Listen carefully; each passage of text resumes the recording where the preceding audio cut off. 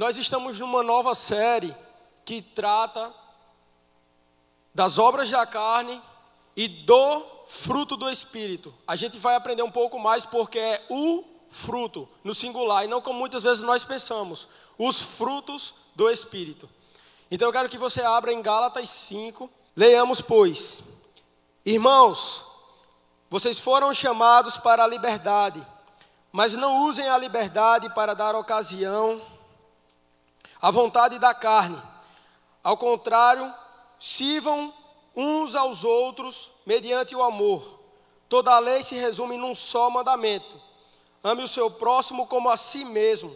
Mas se vocês se mordem e se devoram uns aos outros, cuidado para não se destruírem mutuamente. Por isso digo, vivam pelo Espírito e de modo nenhum satisfarão os desejos da carne.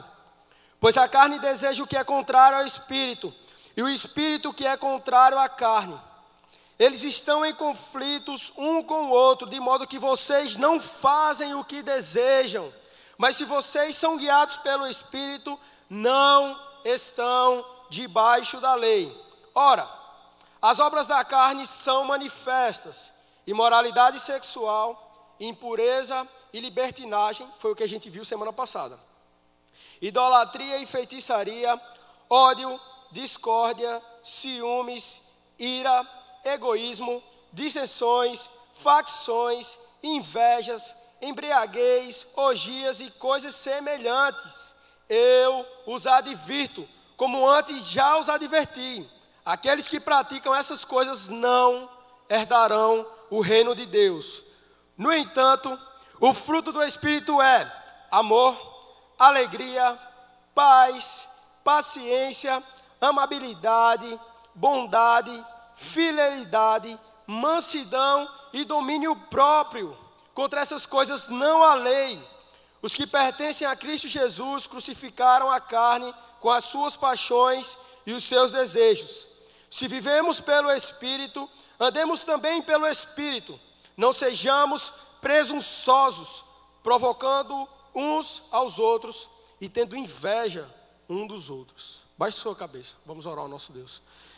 Senhor, nós colocamos essa palavra, Pai, diante de Ti, e nós pedimos que o Teu Santo Espírito, Pai, Ele possa fazer morada em nosso coração, Ele possa tomar nossa mente para si, e que o Senhor possa falar, Pai, que o Senhor possa gerar em nós, Senhor Jesus, um fogo, Pai, por querer estar mais próximo do Senhor, por querer ter relacionamentos frutíferos diante do Senhor. Nós te oramos, Pai, que o Senhor possa estar derramando da sua graça sobre nós. Também te oramos, Pai, pela família do nosso pastor, Pai, que o Senhor possa estar abençoando a vida de Tiago, de Dai e de Bela.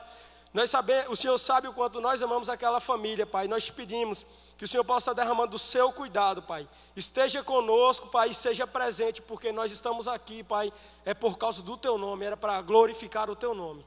No nome de Jesus Cristo, nós te oramos. Amém.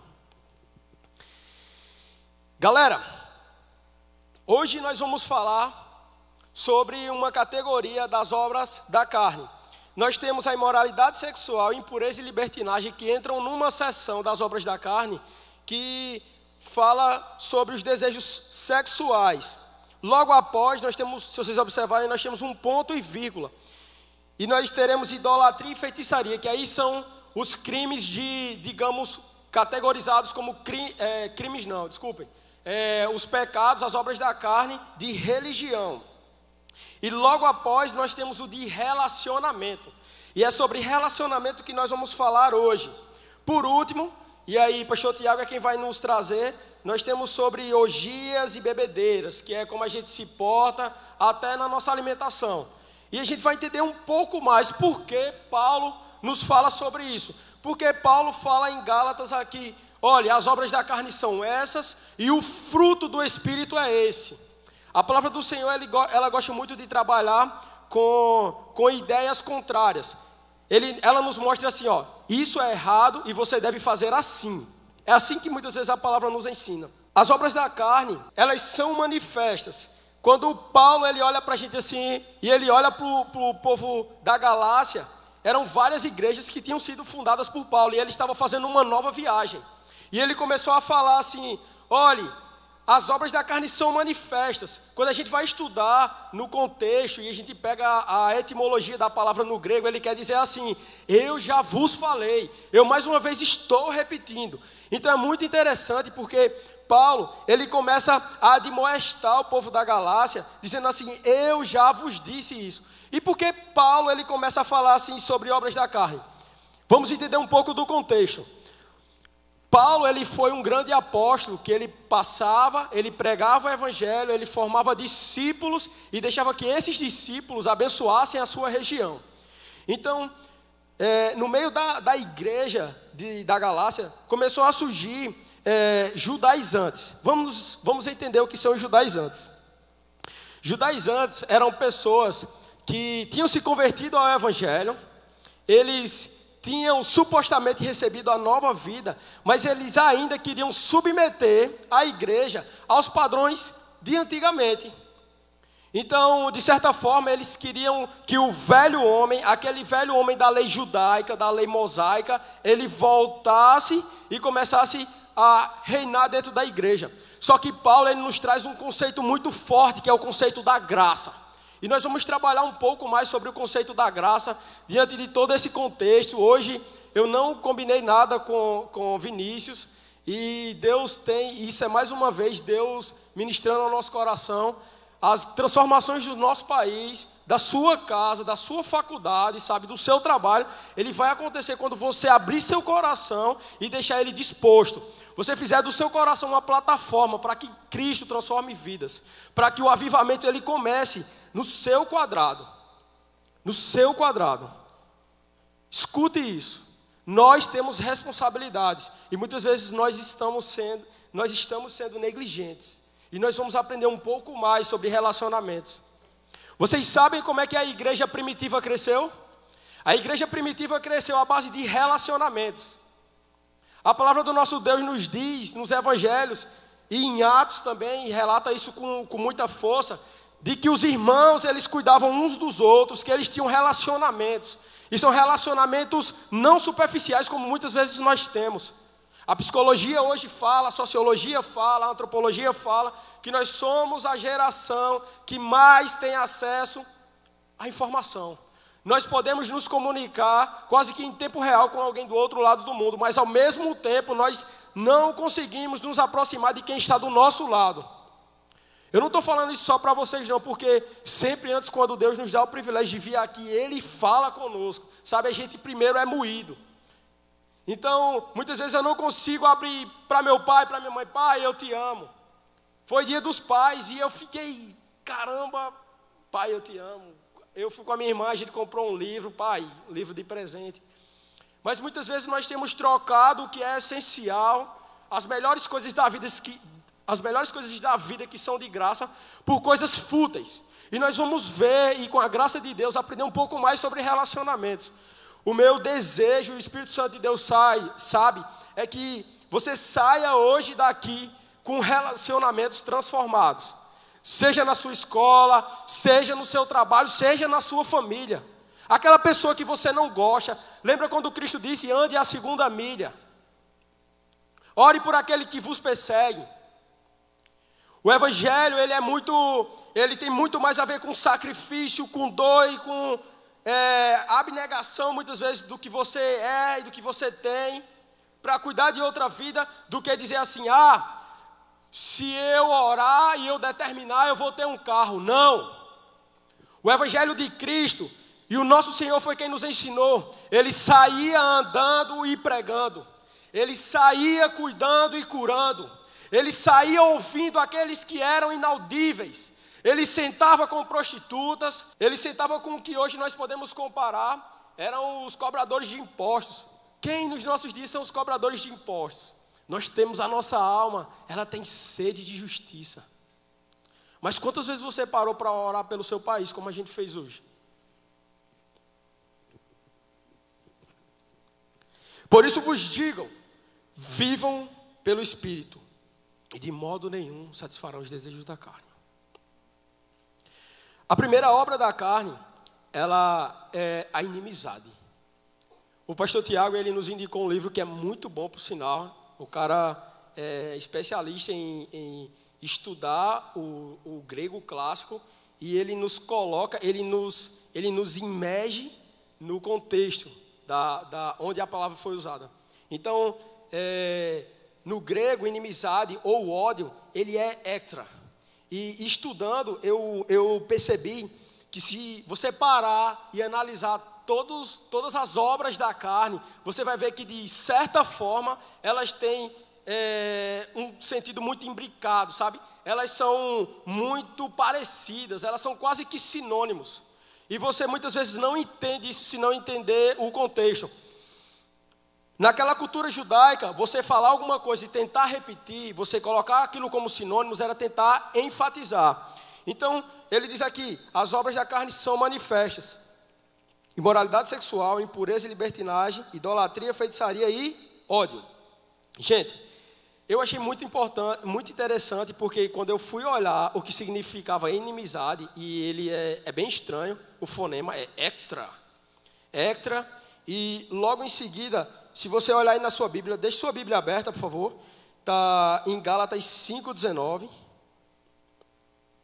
Nós temos a inimizade, que é o ódio, e logo em seguida nós temos as discórdias, que são as contendas.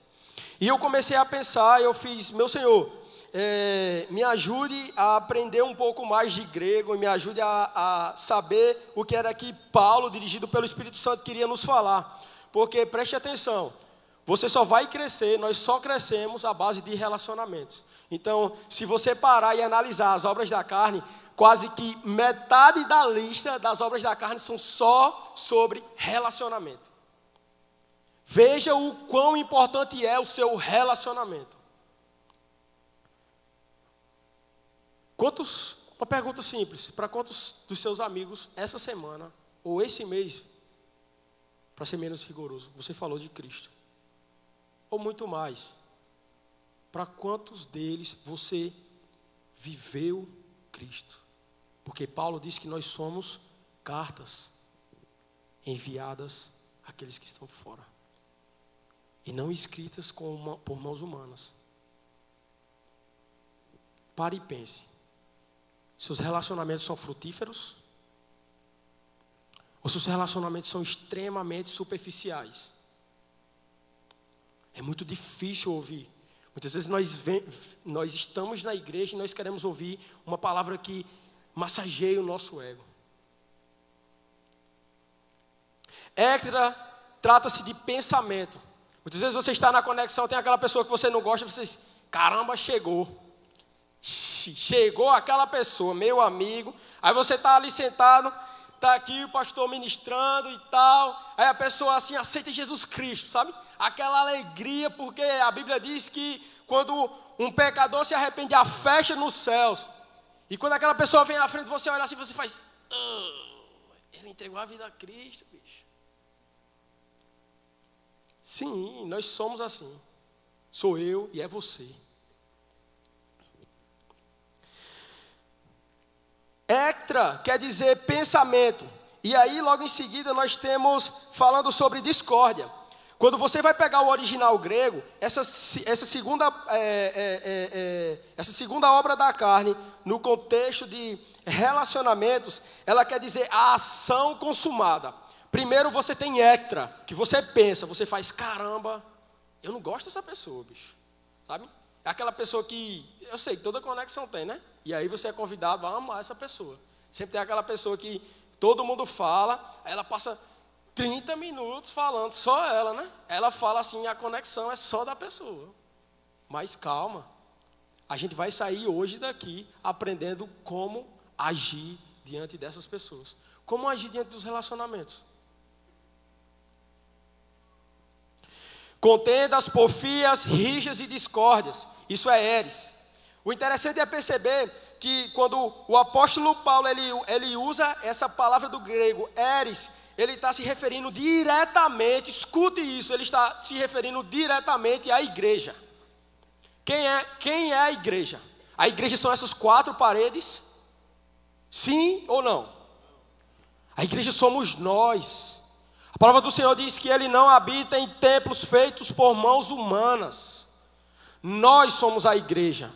E naquele tempo existiam homens que tinham a cultura judaica, que diziam que eu precisava seguir a lei, que eu precisava me martirizar, que eu precisava criar um sistema de sofrimento para que eu pudesse chegar aos céus. Só que a palavra do nosso Deus diz que é pela graça. Vocês são salvos mediante a graça. Isso é dom de Deus, isso não vem de nós. Isso não é para que nós nos gloriemos, mas é por Ele, é por essa cruz. Nós temos um zelo bom e um zelo mau. E um amigo meu do Maranhão me presenteou com um livro que ele falava de ambição santa. E eu fiz, peraí, calma. O nosso português ele é extremamente polissemântico. E eu fiquei muito assustado com esse termo, ambição santa. Fiz, irmão, se é ambição, é ruim. E aí eu comecei, a irmã fez assim a cara, eu acho que seu conceito está errado. E estava errado.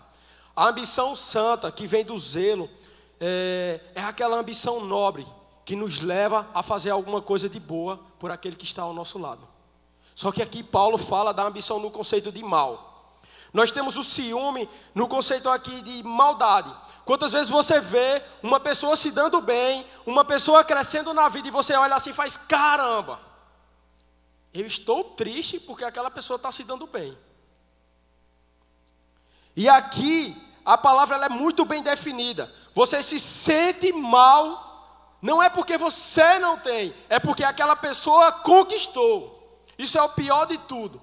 E sabe o que é que isso gera em nós? A palavra do nosso Deus diz que o pecado ele gera morte em nós.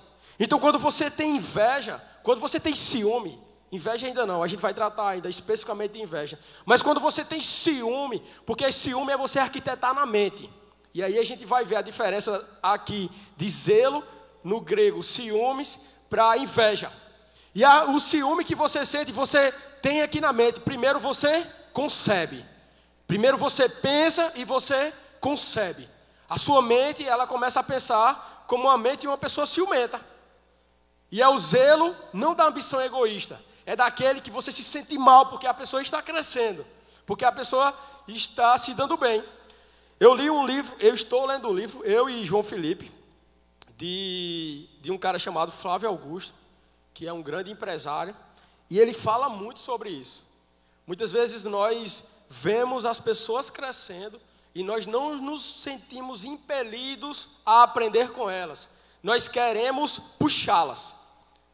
Você já viu alguém assim? Você está crescendo e você diz assim, ei bicho, vem cá.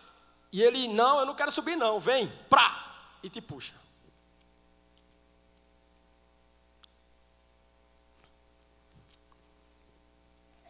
E agora a gente chega na temível inveja.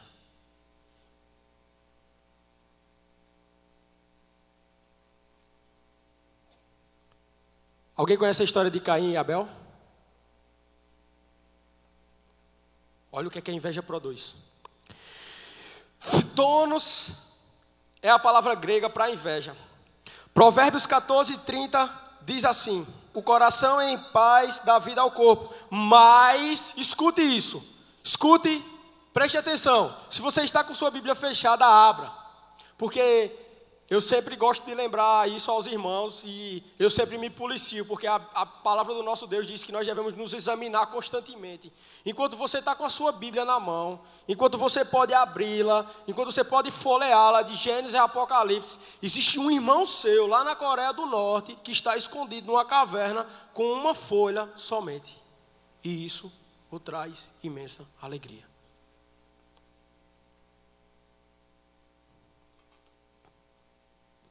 Provérbios 14:30 diz assim: o coração em paz dá vida ao corpo, mas a inveja apodrece os ossos. A inveja apodrece você por dentro. Se você for pegar os tecidos corporais, o osso é o que você tem de mais interno. Sabe o que a palavra de Deus quer dizer? Que o seu mais íntimo ele começa a apodrecer. A inveja produz morte. Você está dizendo assim, Joe, massa, velho. Você está destrinchando as obras da carne. Sim, e aí, o que é que eu faço? Espera aí. Vamos continuar. Todo mundo entendeu a diferença de ciúme e inveja? Ciúme, eu arquiteto na minha mente, eu me sinto mal. E inveja é quando eu saio do campo da concepção e eu começo a agir. Aquela pessoa chega e aquela pessoa precisa de um favor meu e eu sei que se eu não fizer ela vai se dar mal. E eu faço ela se dar mal. Ao invés de tê-la como exemplo e querer segui-la seus passos, eu quero puxá-la para baixo. Eu não fico triste, não é porque eu não tenho, mas é porque ela alcançou. Melhor é o homem paciente do que o guerreiro. Mais vale controlar o seu espírito do que conquistar uma cidade. Na minha concepção, eu prefiro ser um cara de Esparta do que ser um cara extremamente tranquilo. Olha o que é que Provérbios está dizendo, isso é sabedoria de Salomão. Ele olha para a gente assim e diz, melhor vale o homem paciente do que aquele que sai estourando tudo pela frente. Mais vale conquistar e ter um coração e um espírito em paz do que conquistar uma cidade. Quantas pessoas hoje nós temos que socialmente falando, elas têm tudo. Socialmente falando, elas têm tudo, não lhes falta nada. Mas por dentro, elas estão podres. E muitas vezes viram algum clichê a gente falar, cara, o ter não é mais importante do que o ser. Se nós não temos o nosso Senhor Jesus Cristo como o que temos de mais precioso, nós estamos caminhando a passos largos para a perdição.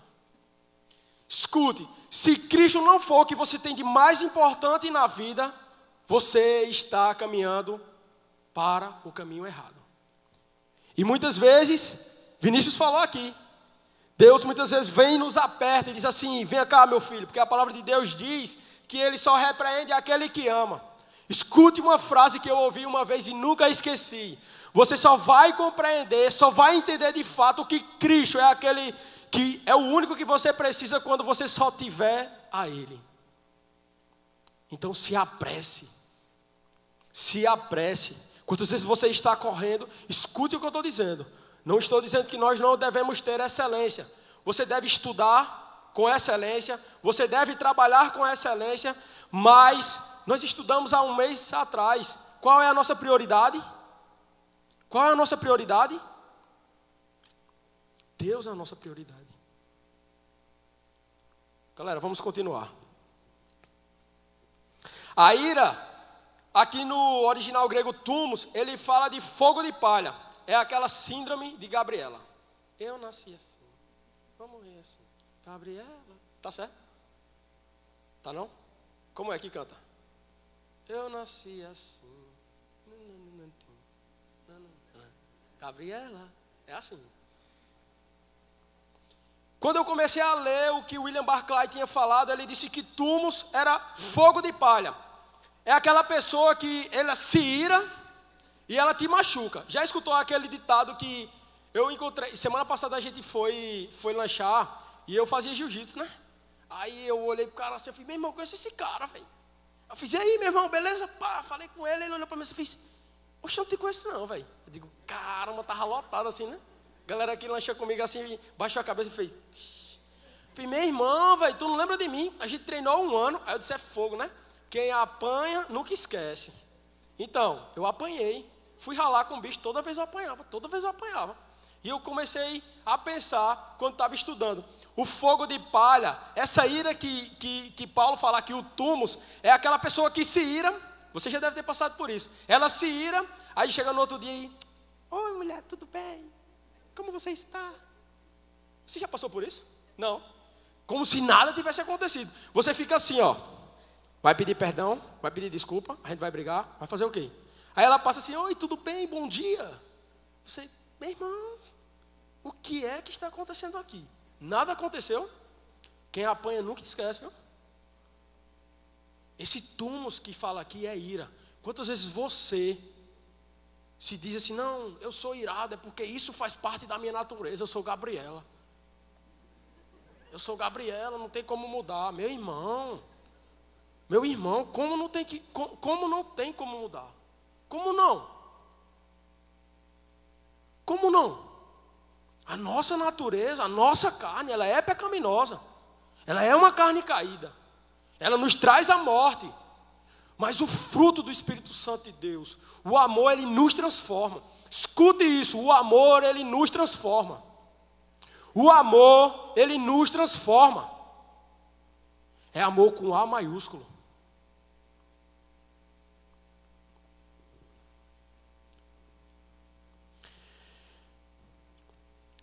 A sexta obra da carne são as pelejas, discórdia, separação partidária. No grego original, isso é uma eritéia. É uma atitude errada ou realização de serviços inadequados na detenção de determinados postos ou cargos. Se você lidera de alguma forma, como é que você trata seus liderados? Começa a pergunta. Você pode ser um dia, hoje você é um liderado, e você diz assim, meu irmão, um dia quando eu chegar lá eu vou mudar. Um dia quando eu chegar lá, que eu chegar no posto, um dia quando eu for o desembargador de não sei de onde, da comarca 355, da região 899, eu vou ser o melhor desembargador que tem, eu vou ser humilde, eu vou produzir. Chega lá, Deus te abençoa, e aí?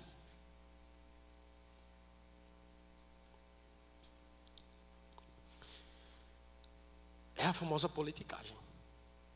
Paulo está escrevendo à igreja, gente. Entenda esse contexto aqui. Paulo olha para nós que somos igreja e diz assim, vocês deixem de politicagem. Acabe com politicagem. Porque você tinha de um lado os pagãos que tinham se convertido e vocês tinham os judeus. O pagão falava que o corpo não era importante, que não precisava se santificar, que eu podia fazer o que quisesse, contanto que eu conseguisse de alguma forma santificar a minha alma. Do outro lado você tem o judeu, que ele diz que a graça não era necessária e que você precisava fazer boas obras para ser salvo, que você precisava ajudar o necessitado para ser salvo. E Paulo vem e diz assim, meu amigo, é pela graça. Nós não somos salvos por obras, mas nós somos salvos para as obras. É diferente. Escute isso. As obras não me salvam de forma alguma. Mas pela graça de Cristo, pelo seu amor transformador, quando Ele me transforma, quando a sua cruz ela me constrange, ela me leva a ações de graça.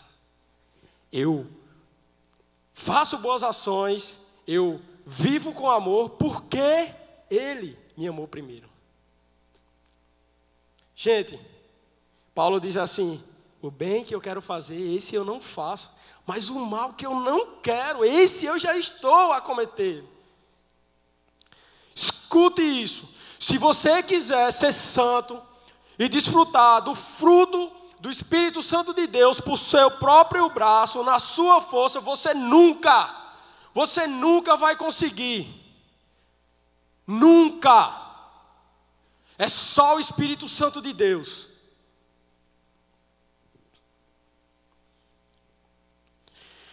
A sétima obra da carne são as dissensões. É dicostasia. Rapaz, dicostasia. Quando eu estava estudando esse tema, é bem interessante porque lá no livro ele fala de uma citação de Oliver Cromwell, que foi um grande general, ganhou várias batalhas, e ele diz assim, rogo-vos pelas ternas misericórdias de Cristo, pensai que é possível que estejais errados. Meu amigo, tem gente que diz assim, só ele diz assim, tá certo, meu amigo. A Terra é o centro do sistema solar. Eu acabo de dizer, meu amigo, o nome é sistema solar, mas eu estou dizendo que é a Terra e acabou. Cromwell disse assim, ei, só pense, talvez você esteja errado. Quantas vezes você é irredutível? As pessoas estão ao teu lado, dizem assim, olha, não vai por aí. Teu pai e tua mãe dizem assim, não vá por aí. Seus amigos verdadeiros te dizem, não vá por aí, porque escute. Amigo verdadeiro é aquele que diz assim, meu amigo, bota a mão na sua cara assim, diz, você está fazendo besteira. E ele dá um tapa assim, pá. Esse é o amigo verdadeiro. Não é aquele que bate no seu ombro, você está extremamente degradando-se, E ele disse assim, continue, você está bem. Eu tenho um amigo, e eu vou contar essa experiência daqui a pouco. E eu espero que nós saiamos daqui pensando em achar amigos fiéis para nos ajudar na caminhada. Esse vai ser o principal fruto dessa mensagem que o nosso Senhor nos traz hoje. Saia daqui pensando, no mínimo cogitando, em achar um amigo que te ajude na caminhada cristã.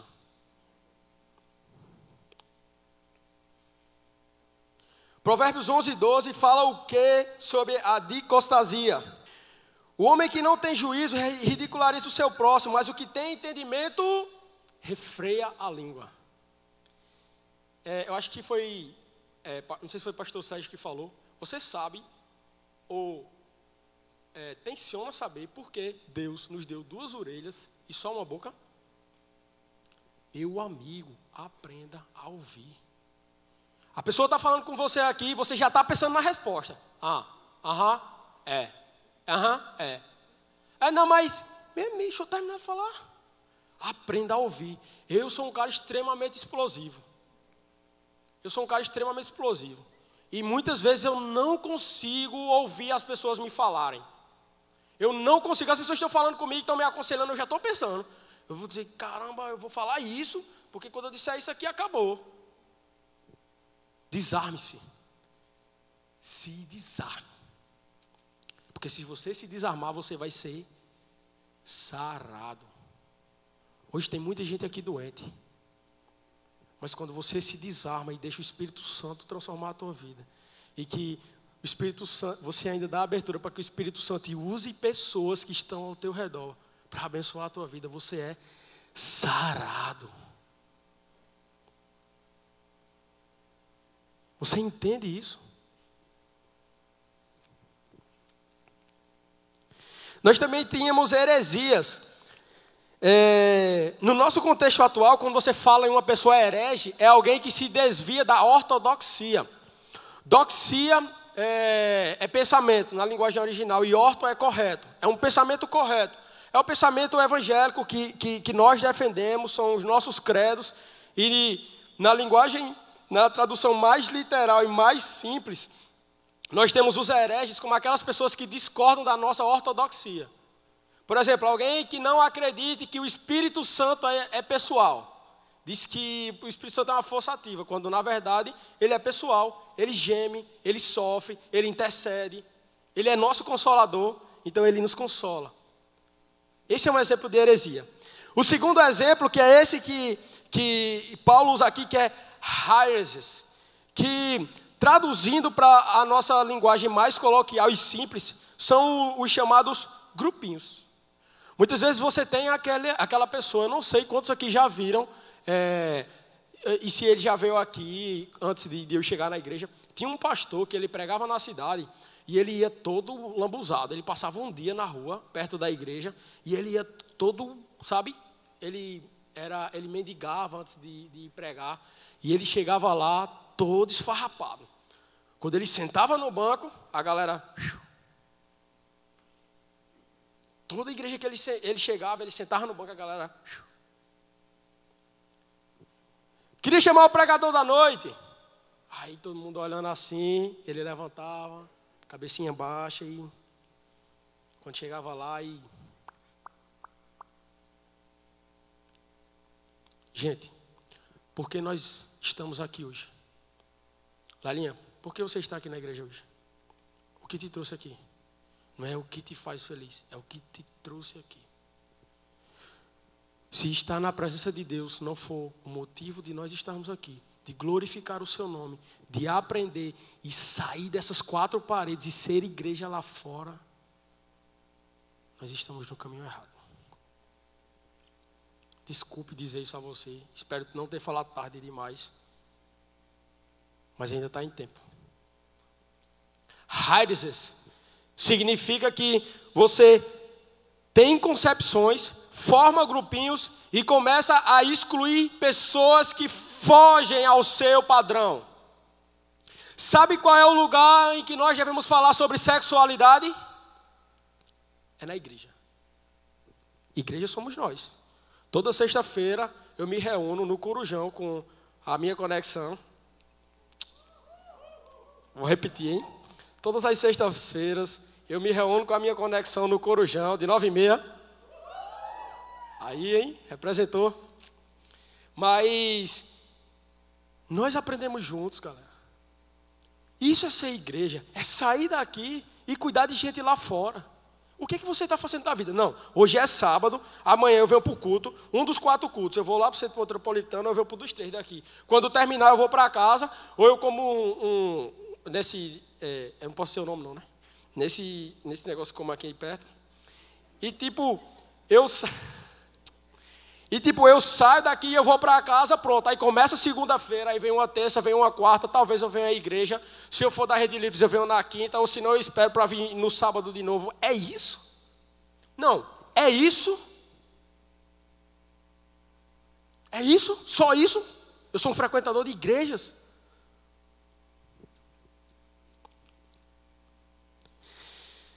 Gente, foi doloroso ouvir até aqui as obras da carne.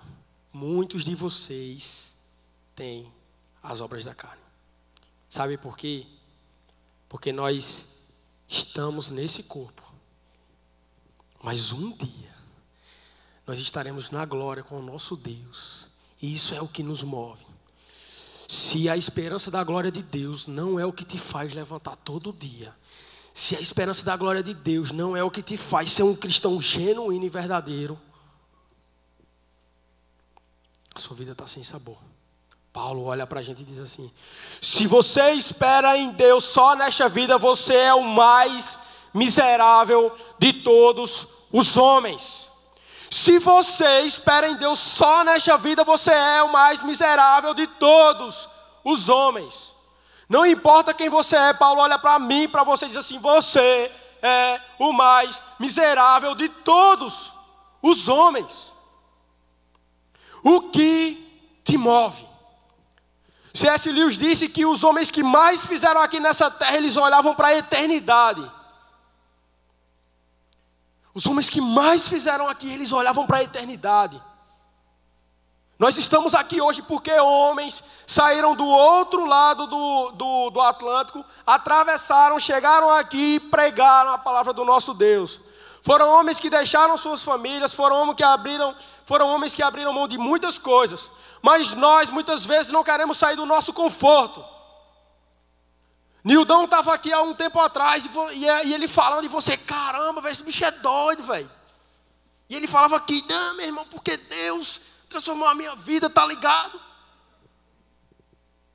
Nildão, velho. Sabe como é o nome daquilo? Graça. Você encontra com o Nildão. A gente estava fazendo uma campanha de arrecadação de dinheiro para o EJC, de uma igreja que eu e a minha namorada a gente foi ajudar. E Nildão passou no carrão. Lembra que ele deu o testemunho do carrão dele? É um Palio Weekend, meu amigo, venenoso. Ele passou, soltou 25 aqui: Deus abençoe! E eu fiz: caramba, velho, Nildão, conheci, só pela voz dele, assim. E na hora que ele bateu assim, um daqueles grandes colares assim fez. Mas galera, eu tenho uma história de um grande amigo, e aí eu quero lhe estimular. Ache amigos. Antes de vir para o culto, um irmão aqui da igreja, ele é recém-chegado, ele começou a falar comigo. Ele fez: Joe, cara, eu estou mal, bicho. Está acontecendo isso comigo. Realmente, uma das obras da carne estavam sendo desenvolvidas na vida dele. E ele começou a falar para mim bem triste, sabe? Porque a gente pratica as obras da carne e ela produz tristeza. Não sei se você já passou por isso. Quando você faz alguma coisa errada, o Espírito Santo vai lá e diz assim: ó, tá errado, velho. E parece que o seu espírito, ele fica remoendo dentro de você. E ele começou a falar comigo e eu perguntei a ele: cara, quem te acompanha? E ele: me acompanha de quê? Eu falei: bicho, quem é teu amigo? Quem é que te ouve? Quem é que ora por você? Ele falou: bicho, eu não tenho, velho. Eu estou precisando falar com você, brother. E eu: caramba, bicho, bênção. Vamos lá, vamos marcar um dia. E eu comecei a pensar nisso. Será que você tem uma pessoa de confiança para te acompanhar? É aquela pessoa que diz assim: ei, brother, ei, mocinha, você está errado. Ei, eu vou orar por você. Hoje, antes de vir, eu liguei para meu amigo e disse a ele: brother, eu vou pregar hoje. Estou batendo um pino danado. Ele falou: minha irmã, vai dar certo. Eu vou orar por você e vai dar tudo certo, irmão. Porque é o Espírito Santo quem vai te usar. E naquela hora eu fiz glória a Deus. E esse meu amigo, são quase 10 anos de amizade. Nós tivemos uma fase difícil da amizade em que quase a gente rompe e nunca mais volta. Por volta de 4 anos, mais ou menos, a gente confessou pecados. E ele chegou e falou para mim assim, chorando em lágrimas, ele olhou para mim assim: meu irmão, e aí é a beleza do Espírito Santo. Quando nós rasgamos o nosso coração em sinceridade, ele passa como um vento assim, ó, e sara. E ele disse assim: meu irmão, chorando, ele falou para mim, chorando, ele falou: meu irmão, eu quero lhe pedir perdão. E eu falei: meu irmão, tu tá doido, velho? Na frente da minha casa, eu quero lhe pedir perdão, velho. Perdão de quê, meu irmão? Ele falou: perdão, meu irmão, porque quantas vezes eu senti inveja de você, cara. Quantas vezes eu quis que você caísse. Sabe quantas vezes eu quis que você estivesse aqui embaixo e não quis ir lá para cima, não quis ter você como referencial, mas eu queria te trazer para baixo. E ele chorava. E desde esse dia já se passaram quase 5 anos. São 9 anos de amizade. E eu agradeço a Deus por a vida desse cara, porque foi para ele que eu liguei antes de vir pregar. Eu disse: meu irmão, eu estou indo pregar. E quando esse cara me confessou, sabe, eu simplesmente rasguei o coração. Eu fiz: caramba, meu irmão, o que fazer? Orei a Deus e continuei amando esse cara. Ele nunca desistiu de mim. Naquele dia eu fiquei impactado, mas ele sempre manteve o seu amor. Após confessar, ele deixou de ser aquele amigo invejoso e se tornou aquele amigo: ei, vamos lá? E ele disse, como ele sempre me diz: vai dar tudo certo. A gente já está terminando, galera. O que Cristo me ensina quando nós somos confrontados com a verdade do Evangelho? O que Cristo me ensina quando Paulo diz assim: ei, as obras da carne são essas. E aí, o que é que nós vamos fazer? João 13, 34, eu vou abrir bem rapidinho. Quem quiser abrir também pode o fazer. Um novo mandamento lhes dou: amem-se uns aos outros como eu os amei. Vocês devem amar uns aos outros. Com isso, escuta isso. Meu Deus do céu. Hein? Quando você tem sua RG, a galera, você chega lá, o policial te para e ele diz: ei, me dê um documento aí, cara. Aí você vai e... aqui, tá tudo certinho, tchau. Beijo, abraço, bom trabalho. Não faço isso, né? Mas... a identidade forjada por Cristo. Olha o que é que diz João 13, 34 e 35. Com isso todos saberão que vocês são meus discípulos, se, olha a partícula condicionante, se vos amarem uns aos outros. Galera, esse amor no grego aqui é o ágape. Sabe o que é esse amor? É andar a segunda milha. Aquela pessoa que te fez mal, é fácil você sentar e dizer assim: Senhor, aquela pessoa que me feriu, que me traiu, que mentiu para mim, eu peço, Senhor, que o Senhor derrame graça sobre a vida dela, que o Senhor transforme a vida dela, que o Senhor derrame bonança. É fácil? Não é. É fácil? Não é. Mas quem disse que o Evangelho é facilidade? No mundo tereis aflições, mas tende bom ânimo, porque Cristo diz: eu venci o mundo. Hebreus diz assim: vocês não têm um sumo sacerdote que não se compadeçam de vocês, mas ao contrário, ele veio e passou por tudo que nós temos passado. Ele veio e ele sabe cada dor. Porque você acha que ele bradou do alto daquela cruz: Pai, por que esqueceste de mim? Porque ele estava agonizando em dor. E a medicina fala que quando nós estamos agonizando em dor, no limiar da dor, nós começamos a travaliar. No bom nordestinês, nós travaliamos. Hebreus diz que você tem um sumo sacerdote que é Jesus Cristo, que foi até aquela cruz morrer por mim e você. E Ele cuida de você. Quando você passa pelos vales, Ele está com você.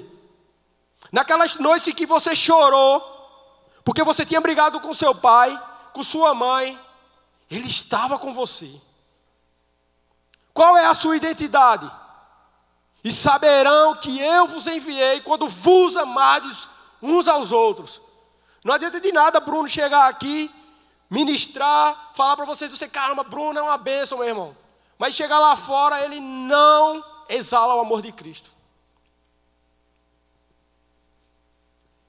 Isso é o chamado falso evangelho. Eu já estou terminando. Mateus 22, 37 e a 40 diz assim: o cara chegou e fez: Senhor, quais são os 2 maiores mandamentos que resumem a lei? Ele disse: amará o Senhor teu Deus sobre todas as coisas. E o segundo, tão importante quanto esse, é: amarás ao teu próximo como a ti mesmo. E eu continuo. 1 João 4, 19, 21.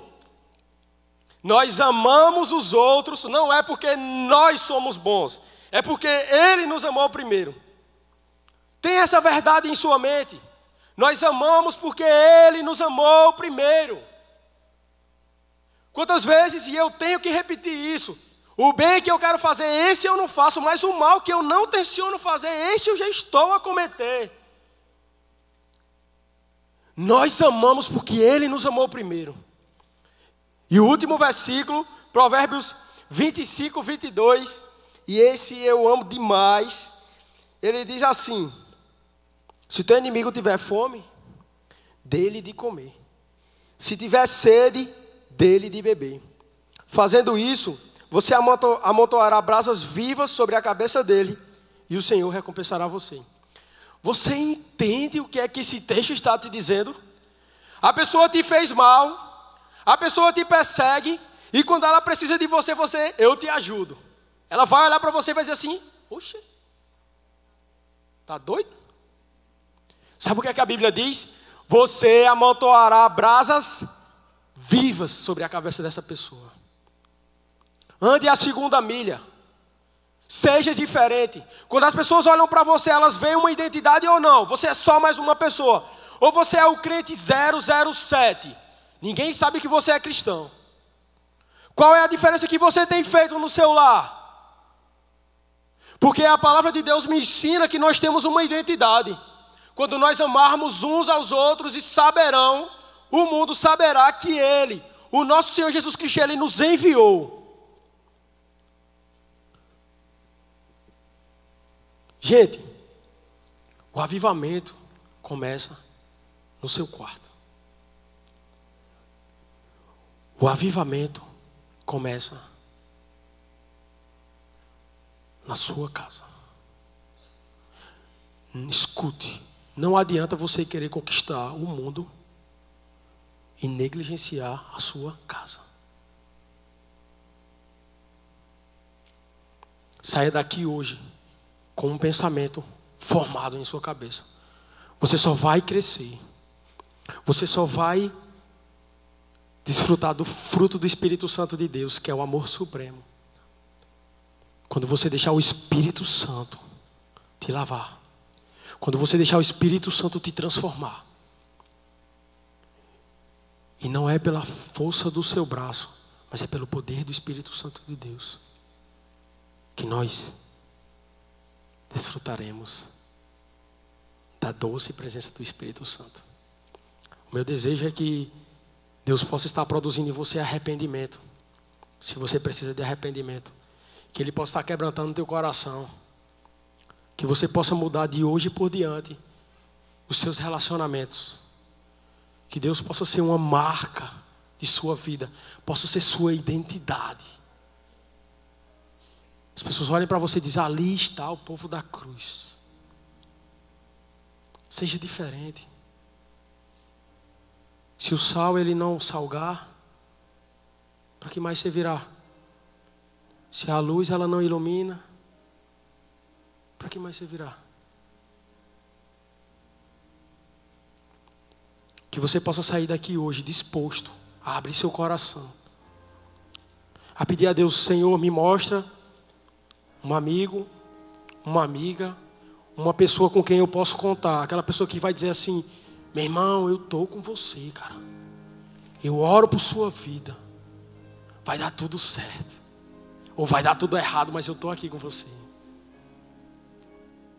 O desejo do meu coração é que você possa crescer. Saia da mediocridade.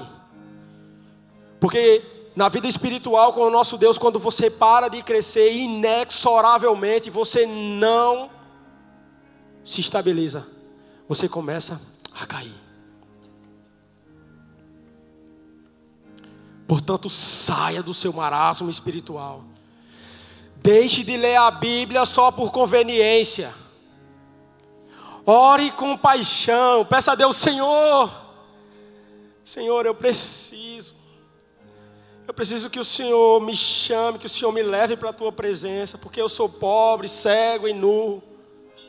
Senhor, eu preciso tanto do teu abraço. Quantas vezes eu sou invejoso, quantas vezes eu odeio, quantas vezes eu crio inimizades, discórdias, facções. Senhor, é pela tua graça, Pai. Nós não podemos continuar nessa mornidão que andamos. O Senhor disse que está a ponto de nos vomitar da boca.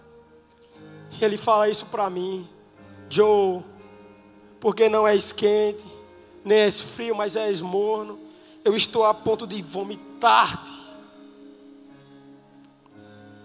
Essa música, ela diz que mesmo que o sol se ponha, mesmo que as ondas do mar elas me encubram, eu sei que o Espírito Santo de Deus é quem me toma pelo braço e diz: venha, filho meu, achegai-vos a mim e eu me achegarei a vós outros. É isso que a palavra do nosso Deus diz.